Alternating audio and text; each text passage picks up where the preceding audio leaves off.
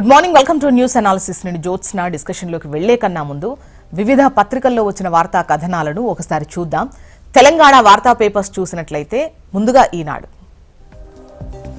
ఇక్కడ మనకు టాప్లో జీతం ఉంది, మరి ప్లాన్ ఉందా బ్రో అంటూ వార్తను హైలైట్ చేస్తూ ముఖ్యంగా జీతానికి ఏ విధంగా, మనకు ఉన్నటువంటి జీతానికి ఏ విధంగా ప్లాన్ చేసుకోవాలి, బడ్జెట్ ఎలా తయారు చేసుకోవాలి, క్రెడిట్ స్కోర్ ఏ విధంగా ఉంటుంది, ఎలా పెరుగుతుంది, అండ్ ఆర్భాటాలకు ఏ విధంగా కళ్ళెం వేసుకోవాలి, సేవింగ్స్ ఉన్నాయా లేవా ఏ విధంగా చూసుకోవాలి, సేవింగ్స్ ఎలా చేయాలి, అండ్ బీమా ఉందా లేదా చూసుకోవాలి, ఒకవైపు ఉన్నటువంటి అప్పులు ఎలా తీర్చాలి, అండ్ అత్యవసర నిధి ఎలా ఏర్పాటు చేసుకోవాలి, పెట్టుబడి ఏ విధంగా పెట్టాలి, ఇలా రకరకాల మార్గాల్లో సొమ్ము ఏ విధంగా చేసుకోవాలి అన్నటువంటి విధంగా వివిధ ప్లాన్స్తో ముఖ్యంగా జీతం ఉంది, మరి ప్లాన్ ఉందా బ్రో, ఆ జీతాన్ని ఏ విధంగా ఇన్వెస్ట్ చేయాలి కావచ్చు, దాచుకోవాలి కావచ్చు, లేదంటే ముఖ్యంగా గత అప్పులు కట్టడం కావచ్చు, ఓవరాల్గా చెప్పాలంటే టోటల్ ప్లాన్కు సంబంధించి మన లక్ష్యాలు ఏ విధంగా ఉండాలి అనేటువంటిది హైలైట్ చేస్తూ పైన టాప్లో ఇది ఇచ్చారు.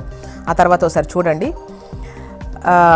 ఇక ముఖ్యంగా చెప్పాలంటే కొత్తగా ఉద్యోగంలో జాయిన్ అయిన వాళ్లకు ఇది కాస్త ఒక విధంగా చెప్పాలంటే మంచి మార్గదర్శనిగా కనిపిస్తుందని చెప్పొచ్చు ప్లానింగ్కి. ఒకసారి చూడండి. ఇక బ్యానర్ రిటర్న్ చూద్దాం. ఇసుక మాఫియాపై ఉక్కు పాదం, ఇంద్రమ్మ ఇళ్లకు ఉచితంగా సరఫరా, జిల్లాల్లో ఎస్పీలు కలెక్టర్లకు రవాణా పర్యవేక్షణ బాధ్యతలు, హైదరాబాద్లో హైడ్రా కమిషనర్కు ముఖ్యమంత్రి రేవంత్ రెడ్డి ఆదేశాలు, గనులు ఖనిజాభివృద్ధి శాఖపై సమీక్ష. ఇక రైట్ సైడ్ కనుక చూసినట్లయితే దోషులుగా తేలిన నేతలు చట్టసభలకు ఎలా వస్తున్నారు అని చెప్పేసి సుప్రీం చేసిన క్వశ్చన్ ఇది.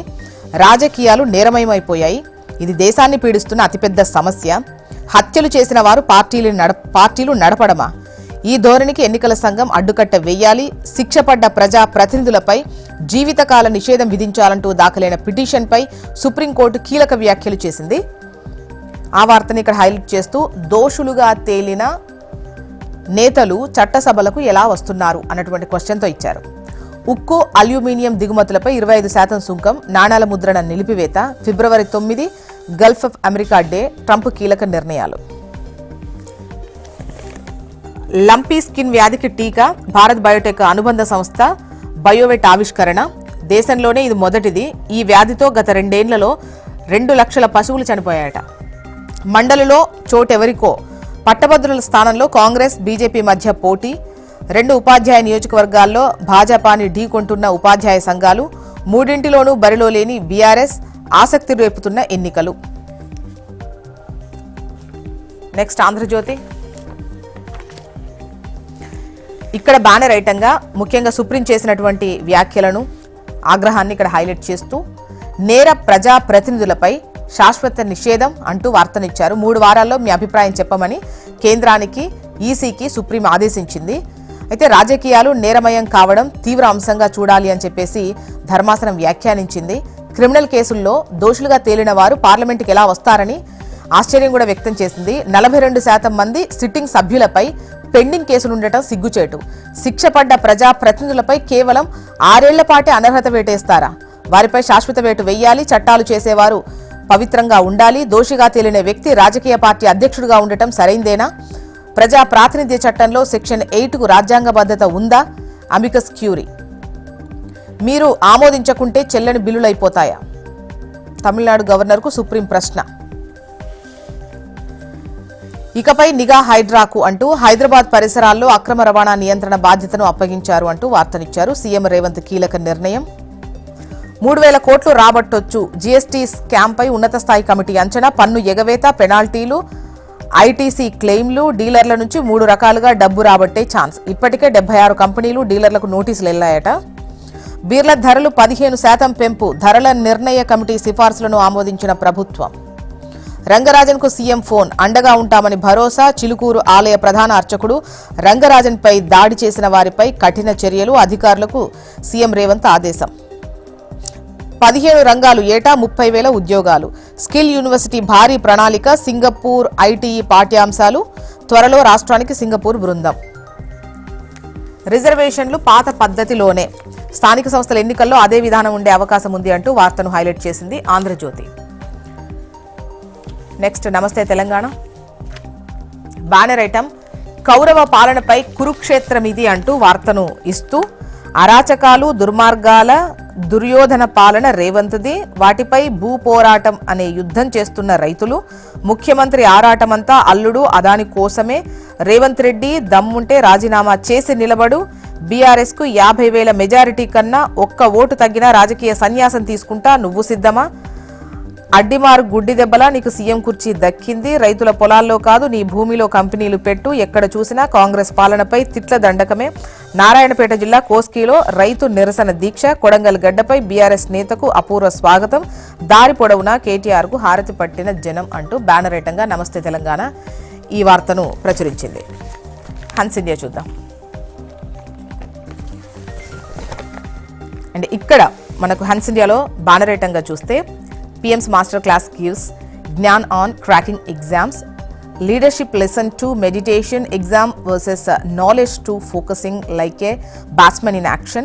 Prime Minister Narendra Modi touched upon host of issues in a freewheeling chat with school students during the 8th edition of his annual Pariksha Pe Charcha broadcast on Monday. And the next news, local body election in one go. And the next news, Murmi takes sacred dip at Triveni Sangam. And another news is 300 kilometers traffic jam on route to Mahakumbh.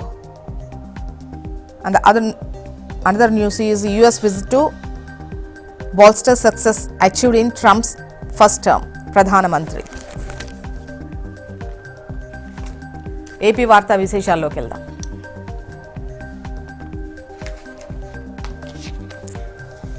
ముందుగా ఈనాడు పైన టాప్లో college నుంచి కాలు కంపెనీలో పెట్టగానే ఇక అంతా మా చేతుల్లోనే ఉందని అనుకోవద్దు, వచ్చిన జీతం అంతా ఖర్చు చేయాలనే ఉబలాటం అస్సలొద్దు, ఊరించే ఊహలకు కళ్ళెం వేసి వాస్తవ పరిస్థితులను అంచనా వేసి ఆర్థిక ప్రణాళికకు శ్రీకారం చుట్టండి, పొదుపు చెయ్యండి, మదుపు మొదలు పెట్టండి. ఎందుకంటే ఓడలు బల్లవడానికి ఒక్క గాలివాన చాలు అంటూ జీతం ఉంది, మరి ఆ జీతాన్ని ఎలా ప్లాన్ చేసుకుంటే భవిష్యత్తు బాగుంటుంది అన్నటువంటి ఉద్దేశంతో యువతను ఉద్దేశించి ఈ కథనాన్ని హైలైట్ చేస్తూ కొన్ని ముఖ్యమైనటువంటి సూచనలు చేశారు. శాలరీని ఎలా ప్లానింగ్లో పెట్టుకోవాలి అనేది ఇది టాప్ ఐటమ్. ఇక బ్యానర్ ఐటమ్ విషయానికి వద్దాం. డ్రైవర్లే డైరెక్టర్లు, కల్తీ నెయ్యి గుట్టు రట్టవగానే సంస్థ మాయాజాలం, అక్రమాలు బయటకు రాకుండా సెల్ ఫోన్లు ధ్వంసం.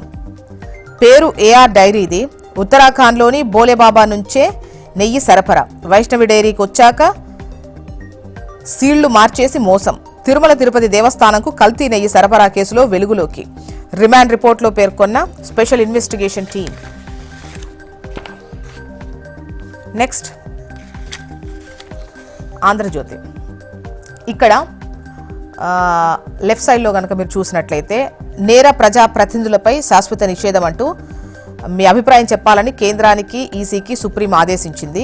రాజకీయం నేరమయం కావడం అనేది తీవ్ర అంశంగా పరిగణిస్తున్నాము అని చెప్పేసి ముఖ్యంగా ప్రజా ప్రతినిధులకు సంబంధించి శాశ్వత నిషేధం విధింపు అన్నదానికి సంబంధించి మీ అభిప్రాయం చెప్పమని సుప్రీం ఆదేశించిన పాయింట్ని ఇక్కడ హైలైట్ చేశారు.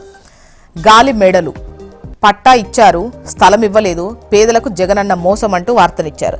25,000 మందికి పైగా గొగ్గోలు, బెజవాడలోనే 2,000 మంది ఉన్నారట. రేసు గుర్రాల్లో జోష్ ఏది అంటూ కార్యదర్శుల స్థాయిలో కనిపించని చురుకు, శాఖలను నడిపించాల్సిన సారథులు వీరే. అధికారులపై కొరబడ్డ సమర్థ పర్యవేక్షణ, శాఖలను ఇష్టారాజ్యంగా భావిస్తోన్న కొందరు, కీలక జీవోల జారీలోనూ గజిబిజి తీరు, బేరాల కోసం వ్యూహాత్మకంగా ఫైళ్ల పెండింగ్, ఇప్పటికీ హైదరాబాద్లోనే వీకెండ్ మకాం, ఇలా అయితే పాలనలో పరిగెలా అంటూ వార్తను హైలైట్ చేశారు ఆంధ్రజ్యోతి.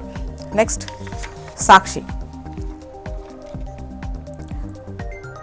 మార్జిన్లో చీర్స్ అంటూ ఇప్పటికే భారీ కమిషన్లు కొల్లగొట్టి మద్యం లైసెన్సులు జారీ, ఆపై మార్జిన్ పెంపు పేరిట కుతంత్రం, ఏటా 100 కోట్ల ముడుపులు ముట్టజెప్పేందుకు డీల్, దాంతో మార్జిన్ 14% పెంచేందుకు పచ్చ జెండా అంటూ వార్తను హైలైట్ చేస్తూ సాక్షి బ్యానరేటంగా ఇచ్చింది.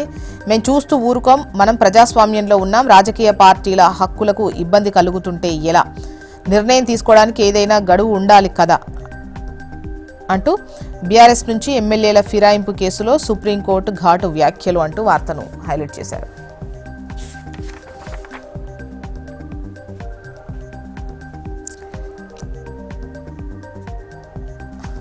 మొత్తానికి ఇవి ఇవాళ వివిధ పత్రికల్లో వచ్చినటువంటి వార్తా కథనాలు. ఇప్పుడు ఒక చిన్న బ్రేక్ తీసుకుందాం. బ్రేక్ తర్వాత డిస్కషన్లోకి వెళ్దాం. Stay tune.